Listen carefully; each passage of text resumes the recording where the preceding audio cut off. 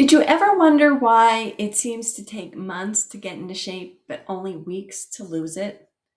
As a physical therapist, I've seen deconditioning happen hundreds of times over my career. I've seen it after surgery, after illness, after hospitalizations, and after injury. But one of the most memorable examples, I guess it was memorable because it happened to me, when I was pregnant with my first child. I was about 28 years old. I ended up on bed rest for the last 6 weeks of my pregnancy. Now, at the time, I was working full time as a physical therapist, which is a pretty physical job. I was active, on my feet all day, and in pretty good shape.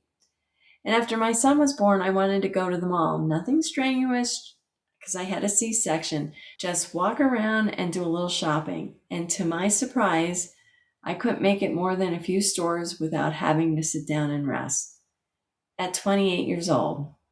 That experience taught me something I've never forgotten. The body is incredibly adaptable. Unfortunately, it adapts both ways. So when we challenge our muscles, heart, lungs, and nervous system, the body gets stronger. But when those challenges disappear, the body adapts to that too. The process is called deconditioning, and it happens faster than most people realize. Cardiovascular fitness can begin declining within a couple of weeks. Strength then begins to decrease too, followed by endurance, balance, and coordination begin to suffer. Even insulin sensitivity can decline when we become less active. The body doesn't know whether you're on vacation, recovering from surgery, or dealing with an injury, or simply exercising less.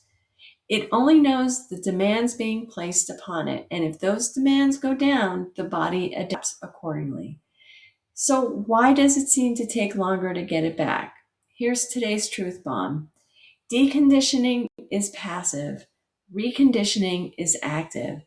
To lose conditioning, you simply stop. To regain conditioning, you have to repeatedly challenge the body again and again. You have to rebuild muscle, rebuild endurance, rebuild cardiovascular fitness, rebuild confidence, and that takes time. The good news is that after 36 years as a physical therapist, I've seen something else. The body is remarkably resilient. I've watched people recover after joint replacements, strokes, cardiac events, after prolonged hospital stays. I've watched people in their 70s, 80s, and even 90s regain strength and function they thought was gone forever. So if you've been sidelined by an injury, illness, surgery, or simply life getting in the way, don't get discouraged. Yes, you may have lost some ground. The lesson is how much our bodies are capable of rebuilding when we start moving again. Remember, your body is always adapting. The question is, adapting to what? I'm Dr. Rose, the Primal Professor, changing lives through low-carb living and helping you build a healthier future one step at a time. If you found this helpful, give it a like, subscribe, and share it with someone who needs a little encouragement today. I'll see you tomorrow.